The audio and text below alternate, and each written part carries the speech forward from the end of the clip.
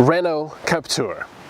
When we record these videos, it's a bit of a problem because if I only show the positives of a car, then people on YouTube say, you must be paid by the car manufacturer to only say good things about the car. But if I say something bad about the car, then the manufacturer might say, what are you saying? How can a car for 80,000 euros have really bad sound system? Well, if it's bad, it's bad.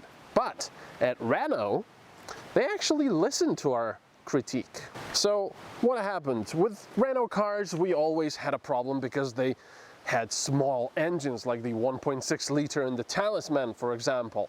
So what did Renault do? They put a 2 liter in the Koleos. Renault's smaller competitors like Citroën are putting quite a bit of equipment in their cars, like for example the C3, which has the front-facing camera, just in case for insurance and such.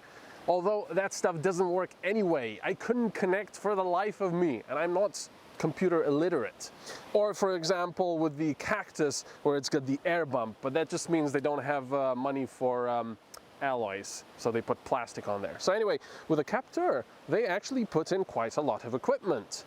And because it's a small car, they had to have a lot of design ideas.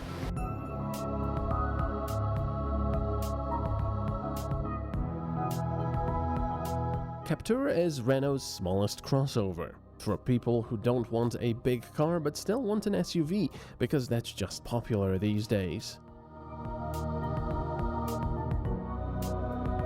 I especially like the front, as it gives the feeling of a larger vehicle, while the LED headlights look good. The bumper houses LED daylight running lights, the shape of which mark a Renault from afar. The standard model comes equipped with 16-inch alloys, while 17-inch is available.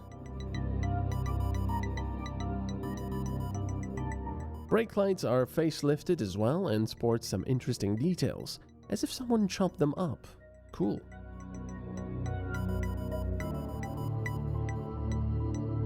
A few extra centimeters of ground clearance compared to a normal family car will allow the Captur to drive over bigger bumps, even though this really isn't an off-road vehicle. The interior is pretty much the same as before, they just added or removed chrome in different parts.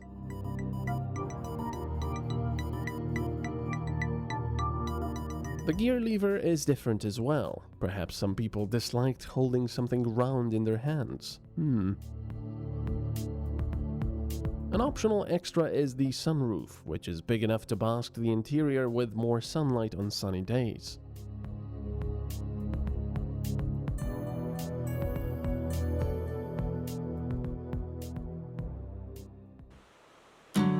One of the most important things for the driver of every car is how well it drives and how you and the passengers will feel inside.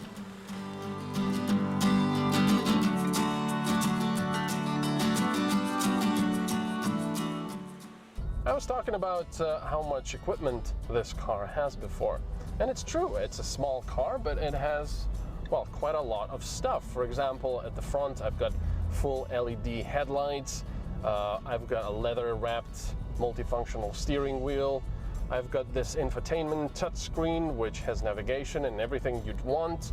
And I think personally that it works and looks better than the bigger R-Link display that you can get, for example, in the Talisman.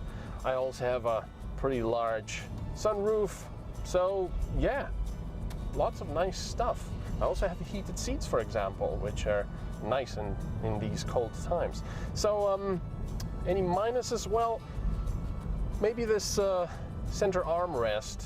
It's certainly nice to have, but it's positioned in such a way that if you're trying to reach for the handbrake, well, it's a little bit uncomfortable.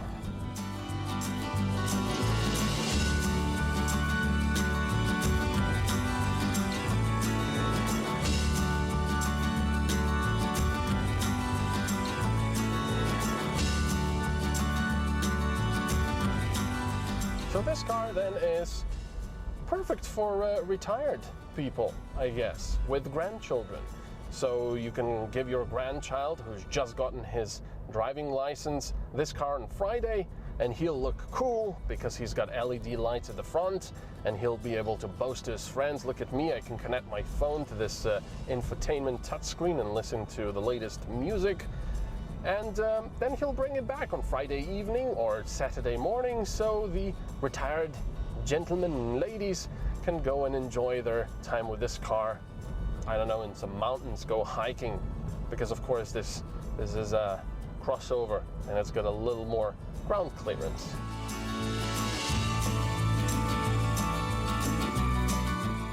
The diesel engine in the test model made the Captur fairly nippy around town, although the 81 kilowatts lacked the oomph on highways. The consumption hovered around 5.5 liters per 100 kilometers, although you'll probably get it to around 5.